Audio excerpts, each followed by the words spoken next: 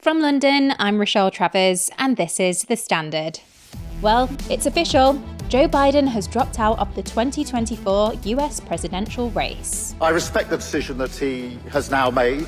Not an easy decision, but a decision that I know that he will have arrived at, taking into account the best interests of the American people. And I look forward to working with him for the remainder of his presidency. UK Prime Minister Keir Starmer giving his reaction to the news there. After weeks of speculation and calls for President Biden to step aside, he released a statement on Sunday in which he said it was the greatest honour to serve, but his withdrawal was in the best interest of the party and the country. He'll remain as president for the rest of the term. Biden has publicly endorsed the current Vice-President Kamala Harris to succeed him. Following the news, Harris said she would earn and win this nomination and unite the country against Trump. But with only 105 days left to go until Election Day in the US, will it be Harris versus Trump? And is there enough time for the Democrats to fight against the momentum building behind Donald Trump? Jitendra Joshi is the Evening Standard's deputy political editor. Jit, Biden has stepped down from the 2024 presidential race. What were the events that led to this decision?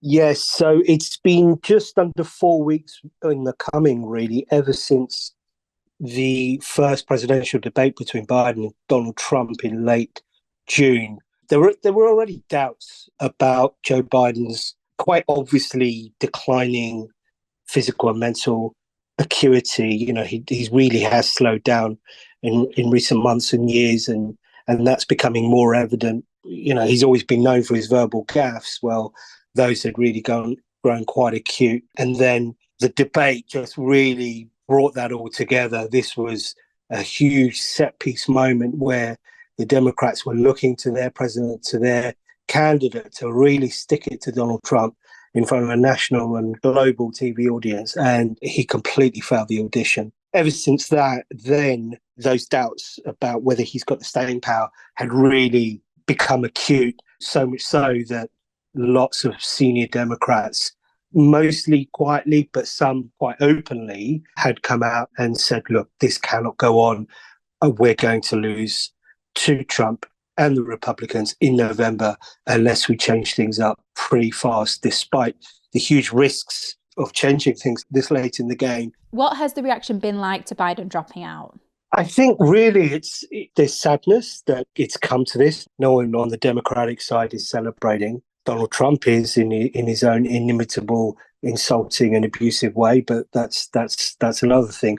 On the Democratic side, there's sadness, but there's also huge relief that Joe Biden has, in the view of many, come to see the inevitable before the party holds its convention in just under 4 weeks in Chicago.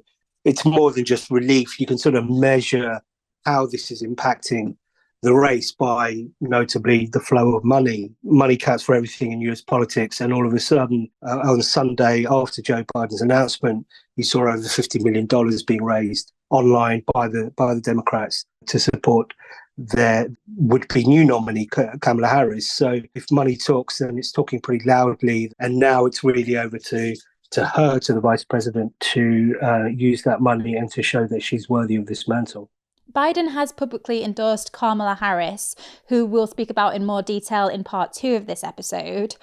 Does this mean it's a done deal and she'll become the Democratic nominee? It's not entirely a done deal until it's a done deal, if you know what I mean. So basically what that means is we need to see a roll call of votes, either in Chicago or, as some Democratic leaders are urging, to have some sort of process done virtually before the convention so that the party can go into the convention with a united stand, knowing clearly who the nominee is going to be. But that's the sort of technical thing. To all intents and purposes, once a candidate picks up enough steam, once they've got the money going their way, and once they're getting the high-profile endorsements of senior people in the party, then that achieves a sort of fairly unstoppable momentum. And it would be brave, shall we say, of anyone else to then put their head above the parapet, go against the presumptive nominee and set off some serious bloodletting at a time when the party really needs to get its act together. Who are the other potential Democratic nominees if Harris isn't selected? the party's actually not badly placed in terms of talent. If they did want to challenge, could credibly point to their own political experiences, providing a platform for that. So people like that include Pete Buttigieg, who was he's in the cabinet now under Biden. He rose to prominence in 2020 from pretty much from nowhere, really, to emerge as the winner of the Iowa caucuses before he eventually threw his lot in with Joe Biden. So he's now the cabinet secretary. You've got governors like Gretchen Whitmer in Michigan, Josh Shapiro in Pennsylvania, J.B. Pritzker of Illinois, and Andy Beshear, Mark Kelly, one or two others. They're all in the mix, but for the most part, they've all come out in the last hours since Joe Biden's announcement to say that they're backing Kamala Harris. There's one intriguing one who is Gavin Newsom. He's the governor of California and is widely seen as a sort of telegenic, effective, politically experienced operator who might well have ambitions of his own. There's, however, an issue there, which is that under the Constitution, you can't have two candidates, the president and vice presidential candidates, coming from the same state. And of course, Kamala Harris is Californian herself. Do you think the Democrats have enough time to turn things around before the US election in November? But possibly, yes, because actually, while this is a shock, and it's never happened this late in the race to see a candidate drop out. I mean, you have to go back to 1968 when Lyndon Johnson, who was president at the time, bowed out in March of that year, 6-7 months before the election. We're now looking at a lot less than that, just over 100 days. So time is short, but they're not starting from a terrible position. The polls had started tipping more decisively towards Donald Trump since that debate 4 weeks ago, but they stay in the realms of competitiveness, and that's as true nationally as it is in the key 6 or 7 battleground states, which will decide the election. So, if you look at the baseline of where they're starting from, 48% on a national vote, it's not completely impossible to turn things around. The key, however, is what sort of candidate Kamala Harris is going to prove to be.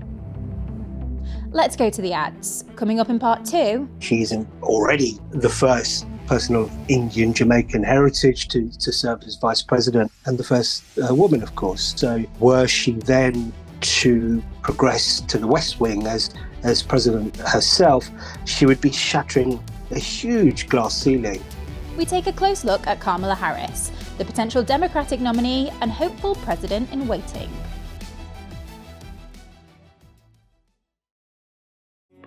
Welcome back. Still with me is Jitendra Joshi, the Evening Standard's deputy political editor. Now, let's take a deeper look at Kamala Harris, the potential Democratic nominee who hopes to take on Trump. What do we know about her and her background? She's born and raised in California, and she's the embodiment of the American dream. Her mother was an Indian immigrant. Her father was from Jamaica, so she would be, or she's already the first person of Indian Jamaican heritage to serve as vice president, and the first woman, of course. So were she then to progress to the West Wing as president herself, she would be shattering a huge glass ceiling. Her path to politics, as for so many US politicians, came through the law. She was a district attorney and then attorney general in California, where she was quite effective in bringing down certain rates of crime, although there was controversy surrounding reluctance to call for the death penalty and also the rates of conviction that she pursued against marijuana users, which disproportionately affected Black people in San Francisco. So there was an issue there, but she overcame that to become a senator, Democratic senator for California, and used that platform to get quite a profile nationally in televised grillings of the Trump appointees after he won the presidency in 2016. And she used that profile then to run for president herself, or at least to try and earn the Democratic nomination in 2020. And here's where things started to go wrong for the first time in her political rise, because the thing about American politics, the thing about running for president, is it's a long, exhausting and very complicated and very cash-hungry process. It really finds you out if you're not quite ready. she was exposed as not being ready, to be honest. Her campaign was driven by infighting. She never quite managed to decide what her messaging was. And she went from being the embodiment of the American dream to flaming out, and had to quit the race even before the first contest in Iowa. Joe Biden went on to win and really rescued her then by picking her as his vice president running mate. And this was around the time of Black Lives Matter, and there was a lot of angst about racial politics, and she was seen as the perfect sort of ally to help him with black voters and women voters. So that did work then. But now that she's at the top of the ticket, has she addressed those deficiencies from 4 years ago? Let's see. What does she stand for? So she's seen as sort of on the liberal wing of the Democratic Party. She, under Joe Biden, she, as vice president, she was tasked notably with trying to get to the bottom of what was driving the huge numbers of people entering the US illegally from Latin America. And this is something that's actually hobbled her ever since. So while being quite sort of sympathetic to the plight of immigrants and refusing the more hardline policies espoused by Donald Trump and the Republicans, she slightly lost track of where America was going, where a lot of voters were going. This was on this debate. She tripped up quite badly in an early interview when she was asked, well, why haven't you gone to the border yourself? And she said, well, I don't need to go to the border. I haven't even been to Europe, and I still know lots of things about Europe. I mean, it was an odd remark, and she's never really recovered from that in the opinion polls. That said, she's really gone after Donald Trump quite effectively, sort of leaning back on her past as a prosecutor, more recently to go after him very, very strongly on abortion.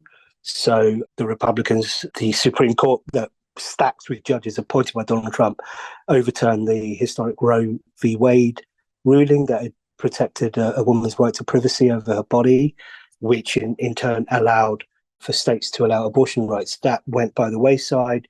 We're in a very uncertain period now where states are doing their own thing. Some Republicans want to have a federal nationwide ban. This has emerged as a real fault line of the election.